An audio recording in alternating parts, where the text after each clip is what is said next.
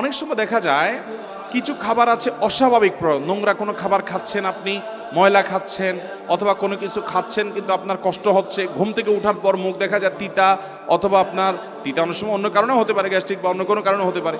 আবার অনেক সময় দেখা যায় যে স্বপ্নে এরকম কিছু খাচ্ছেন যেটা বিদঘুটে টাইপ। এগুলো বেশিরভাগ ক্ষেত্রে ব্ল্যাক ম্যাজিক হয়ে থাকে।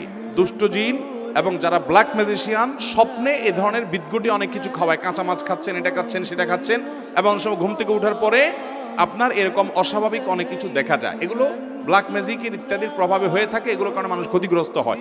আমি ব্যক্তিগতভাবে এক রুগীর কথা জানি, চিটাং রোডে আমার ভূমিপল্লী মসজিদের পাশে, মসজিদের 2-3 বিল্ডিং পরেই ভদ্রমহিলা অসুস্থ হয়েছেন ব্ল্যাক ম্যাজিকের কারণে। কোনো রোগবালাই ট্রিটমেন্ট করে কিচ্ছুতে কোনো উপকার হয় নাই।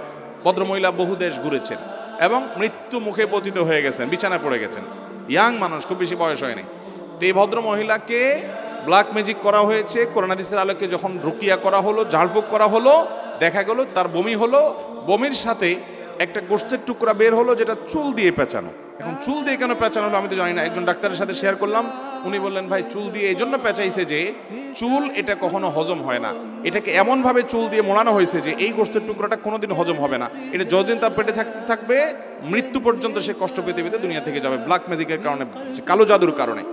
তো এইরকম কালো জাদু তার পেটে কিভাবে গেলে? কেউ তাকে খাওয়াইছে, এত বড় জিনিস তো কেউ তো খাওয়ানোর কথা না। স্বপ্নে অনেক সময় শয়তান এটা করে।